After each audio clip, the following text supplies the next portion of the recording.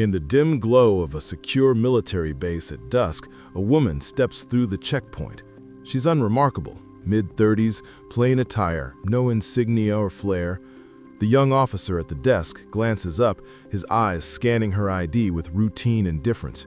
"Ma'am, this is a restricted area. State your business," he says, his tone clipped, procedural. He doesn't mean disrespect, it's just protocol for someone who looks like a civilian visitor. She stands there, silent, her posture straight as a blade, eyes steady but revealing nothing. The air thickens with unspoken tension. Why is she here? What secrets does her calm hide?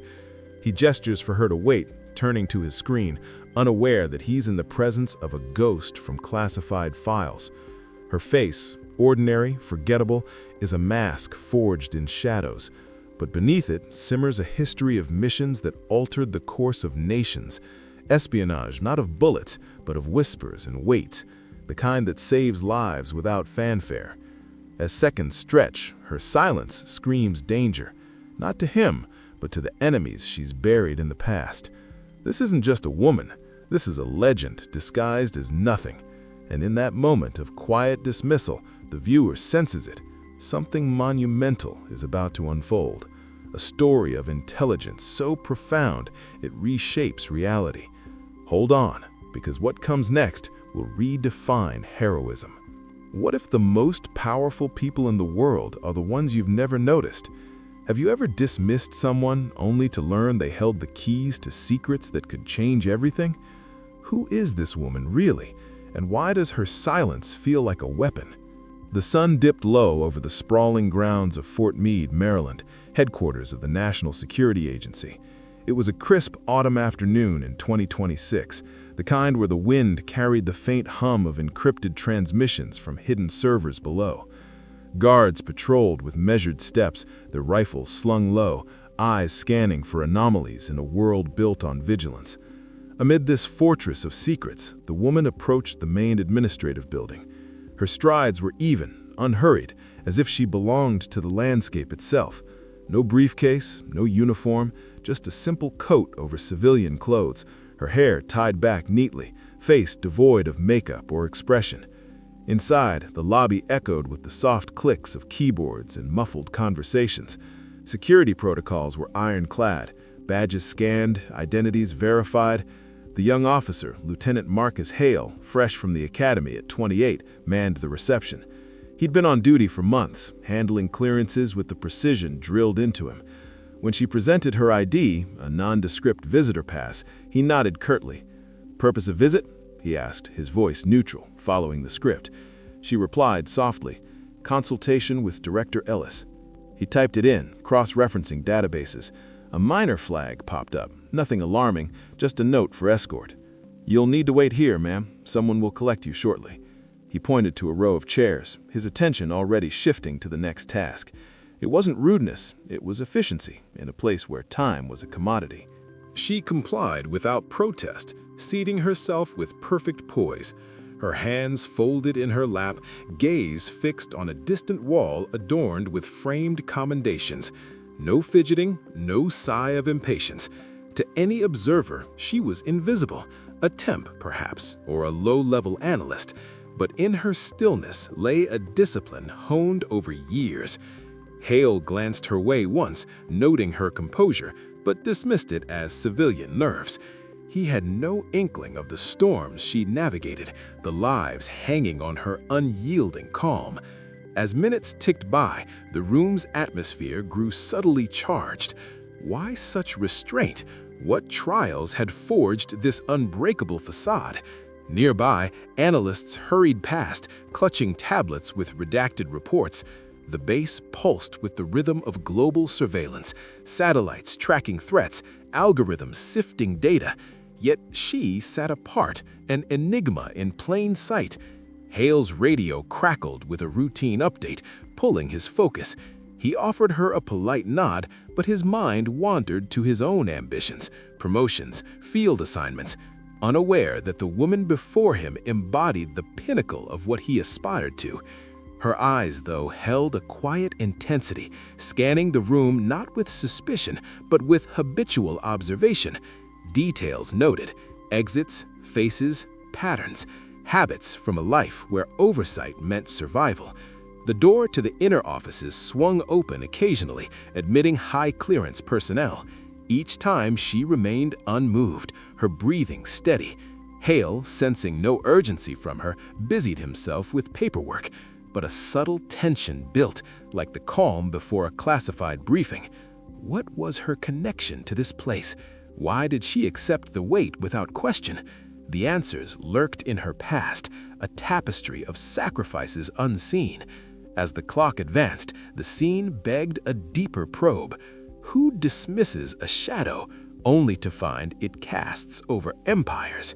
Suddenly, the heavy oak door at the far end burst open, not with force, but with purpose. Director Harlan Ellis, a grizzled veteran in his 60s with stars on his shoulders and lines etched by decades of command, strode in. His eyes swept the room, landing on her. Time seemed to freeze. His face, usually a mask of stoic authority, softened into profound respect. He straightened involuntarily, as if saluting an equal. Miss Thorne, he corrected himself quickly, voice low but resonant. The title slipped out, a relic from classified rosters. Hale looked up, confused, as Ellis crossed the lobby in 3 long strides. "Stand down, Lieutenant," Ellis said firmly but kindly, placing a hand on Hale's shoulder. No reprimand, just guidance. "This woman isn't a visitor. She's the reason many of us are still here." Hale's eyes widened, piecing it together. Thorne rose slowly, her expression unchanged, calm, dignified. Ellis extended his hand, not in greeting, but in honor. "It's been years. Forgive the oversight. Protocols evolve, but legends endure." The room's energy shifted palpably. Analysts paused, whispers rippling like classified leaks. Ellis turned to Hale, his tone educational. "Son, in our line of work, appearances deceive. This is Elena Thorne, codename Spectre. She's walked paths few survive, saved more than we can count." Hale stammered an apology, but Ellis waved it off. "No need. Ignorance isn't fault, it's opportunity to learn." Thorne nodded subtly, her silence affirming grace. In that instant, validation washed over the scene. The young officer's world expanded, recognizing quiet power. But what had she done to earn such reverence? The question hung, pulling deeper into her enigma. Ellis gestured toward his office, leading her with deference. "Come, let's discuss why you're here." As they walked, he glanced back at Hale. "Remember this moment, Lieutenant. True heroes don't announce themselves." The door closed behind them, sealing the revelation. Hale stood there, processing, a newfound respect blooming. The bass resumed its hum, but the air carried weight, a testament to hidden valor. And for the viewer, a surge of affirmation. We've all overlooked giants. In the seclusion of Ellis's office, lined with maps of forgotten operations and shelves of encrypted drives, the director poured 2 coffees. Black, no ceremony. "Elena," he began, his voice a bridge to yesteryears, "your visit stirs old files. But first, allow me to recount, for the record and perhaps for those who need reminding, what you've meant to this agency." She sipped quietly, her nod an invitation to proceed. Ellis leaned back, eyes distant, weaving the narrative like a declassified dossier coming alive. Her journey began not in glamour, but in the quiet halls of recruitment. Elena Thorne, though that's not her birth name, even that's classified, was scouted in her late 20s from a linguistics program at Georgetown. Polyglot, analyst by training, but with an instinct for patterns that algorithms envy. She entered the shadows in 2015, assigned to the CIA's Special Activities Center, then loaned to NSA for joint ops. Multiple regions: Middle East, Eastern Europe, Asia Pacific. Identities? A dozen, each shed like skin. Diplomat's aide, journalist, NGO worker. Always invisible, always effective. He paused, letting the weight settle. Isolation defined her. No family ties allowed, relationships severed for security. Sacrifices? Endless. Holidays alone in safe houses, birthdays marked by mission briefs. Yet her restraint, never a word out of turn, never a risk for ego, yielded intelligence that prevented catastrophes. Think averted cyber incursions, dismantled terror networks through whispers, not wars. Thorne's face remained impassive, but her eyes held the ghosts of those years. Ellis's narration pulled the timeline back, seamless as a film dissolve, into the heart of her odyssey. But what drove her into this void, and what prices did she pay in silence? The screen of memory fades to a rainy night in Langley, Virginia, 2015. Elena Thorne, then 29, sat in a nondescript conference room, fluorescent lights buzzing overhead. Recruiters from the agency eyed her file, top of her class in Arabic, Russian, and Mandarin, a thesis on behavioral psychology and espionage. "Miss Thorne," the lead agent said, "we don't offer glory, we offer purpose and peril." She met his gaze evenly. Purpose is enough. That was her entry. No fanfare, just a signature on redacted forms. Training commenced at the farm, the CIA's covert facility. Not the Hollywood version with gadgets and chases, but grueling psychological drills. Days blurred into simulations, isolation chambers testing endurance, where silence became her ally. Instructors pushed, break the suspect without touch, use words, weights, watches. Elena excelled, her discipline a shield. One exercise embedded in a mock hostile environment, posing as a defector. She observed patterns in guards' routines, fed intel via microtransmissions. Success came not from action, but patience, waiting 72 hours in a cramped hideout, noting shifts, predicting moves. Her first mission, Undercover in Beirut, 2016. Posing as a humanitarian coordinator, she infiltrated networks funneling arms to extremists. Nights in dimly lit cafes, listening to whispers over tea. No violence, just ears tuned to inflictions, eyes catching lies in micro-expressions. One contact, a mid-level operative, let slip a shipment route during a casual chat. Elena related, drones confirmed, assets seized. Lives saved, hundreds perhaps. But the cost, loneliness gnawed. Letters home unsent, friendships feigned and discarded. Cut to Moscow, 2018. Identity, cultural attaché at a minor embassy event. Target, a Russian oligarch with ties to cyber warfare units. Weeks of surveillance from shadow departments, binoculars trained on his dacha. She built a web, subtle interactions at galas, planting doubts via anonymous tips. When he defected, crediting a quiet voice that exposed his vulnerabilities, Elena vanished. Victory? Stolen code that thwarted a major hack on U.S. infrastructure. Yet isolation deepened. A brief call to a mentor was her only human tether. Asia-Pacific Ops followed, 2020. In Hong Kong, amid protests, she posed as a journalist covering economic forums. Objective? Map influence operations from foreign actors sowing discord. Patience defined it. Months decoding encrypted chats intercepted via back channels, cross-referencing with street-level observations. A key revelation, a covert funding trail leading to state-sponsored agitators. Neutralized quietly, stability preserved. But moral conflicts arose, witnessing innocents caught in crossfire, questioning the lines between ally and adversary. Interspersed were stateside debriefs, sterile rooms where shrinks probed her psyche. "How do you cope with the void?" one asked. Her reply, "By focusing on the mission."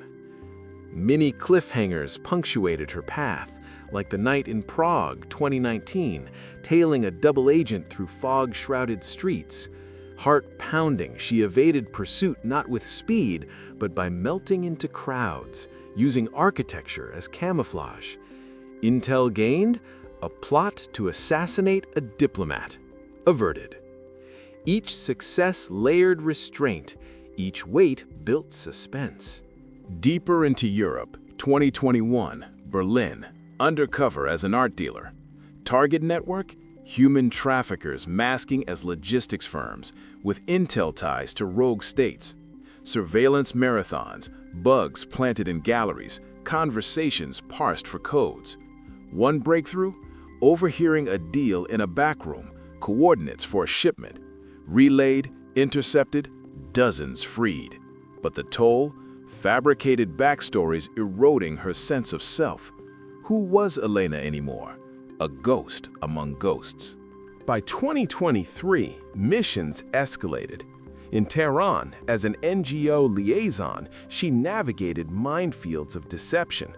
Observing from tea houses, she pieced together nuclear proliferation hints, subtle procurement patterns. No raids, just data drips to allies, leading to sanctions that crippled programs. Sacrifice, a forged life, abandoned lovers who never knew the truth. Moral quandaries peaked during a Cairo Op 2024, infiltrating a cell planning disruptions in global trade routes. Posing as a translator, she endured weeks of feigned loyalty, her silence masking revulsion at their ideologies. Throughout, her power stemmed from observation, decoding body language, predicting betrayals before they bloomed. Training flashbacks, endurance tests in deserts where heat mirages taught illusion from reality. Each scene built anticipation. Would the next alias crack? Loneliness echoed in empty safe houses, echoes of unsaid goodbyes. Yet discipline held, strategic wins stacking like classified victories. But what fracture loomed in this unyielding facade? The narrative teases, a twist that shatters illusions. In the shadows of her Tehran Operation 2023, a revelation struck like a silenced round. Elena had cultivated a source, a mid-level Iranian official, codenamed Echo. Over months, disguised as a cultural exchange coordinator, she'd built trust through shared intellectual discussions on poetry and history. Echo provided fragments, procurement lists for centrifuge parts, hints at underground facilities. But one humid night in a discreet park, he confessed more than intel. "You're not who you say," he whispered, eyes pleading, "and neither am I." The twist? Echo was her half-brother, lost to adoption during her family's emigration from Eastern Europe decades ago. Records confirmed it, classified files she'd never accessed, buried in her own background check. Betrayal? No. Coincidence engineered by fate or foes. Moral conflict surged. Continue extracting info, risking his exposure, or abort, sacrificing the mission. Elena's restraint cracked inwardly, emotions restrained, but turmoil raged. Sacrifice deepened. She chose the greater good, feeding partial intel while shielding him subtly. He defected safely, but the knowledge redefined her journey. Isolation wasn't just professional, it was familial, a hidden wound. This revelation validated her path's pain, forging deeper attachment. But what greater test awaited, born from this buried truth? The climax unfolded in 2025 amid escalating tensions in the South China Sea. Elena's defining mission, Operation Silent Tide. Intelligence pointed to a coalition of adversaries planning a coordinated cyber-physical assault on Allied naval assets, disrupting global trade lanes, potentially igniting conflict. Her role, embed in Beijing as a tech consultant for a front company linked to the plotters. Stakes, national security, millions at risk. Weeks of immersion, boardrooms where coded language masked malice. She observed, pieced puzzles, server logs hinting at malware deployments, whispers of submarine maneuvers. Patience her weapon, one slip could end it. Restraint peaked during a high-stakes dinner where a key planner boasted veiled threats. Elena's silence drew him out, recording via hidden tech. The intel? Launch codes for drones targeting U.S. carriers. Cliffhanger moments, evading tails in crowded markets, decoding intercepts in solitary hotel rooms. Victory hinged on a final relay, smuggling data out via diplomatic pouch. Success. Assault thwarted, alliances preserved without escalation. Emotional payoff.